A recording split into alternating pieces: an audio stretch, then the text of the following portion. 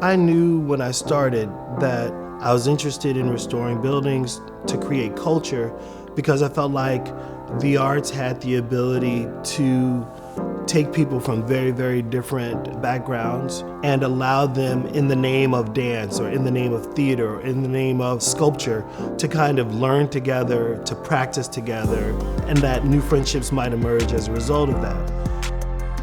I think we make it a point to try to do projects that cross lots of boundaries. So whether it's queer identity or questions of masculinity or questions of blackness, there is a lot of porosity in how people identify, and how can we capture through programming the truth of that porosity.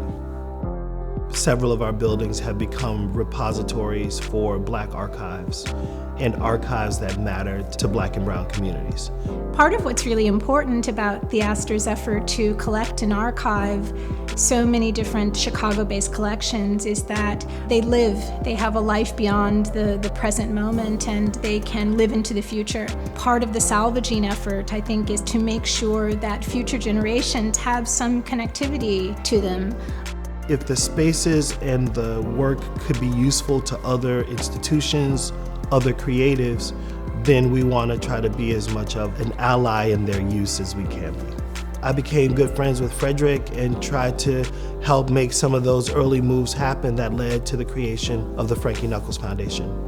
As a mentor, he kind of instilled in me a purpose for the foundation and the work that we can kind of do in spreading Frankie's message of love and inclusion. And they've given us a home where Frankie can live and his music has a place to be heard. Theaster's insight and definitely his love and passion for art is the key to him being the leader that he is. Institutions like Rebuild also is a type of safe haven for people on the south side of Chicago to be and to breathe and to take in the wonder of visual art. Maybe we could help build a community that's not just about art for art's sake, but it's art as an opportunity to help a person locate who they are in the world.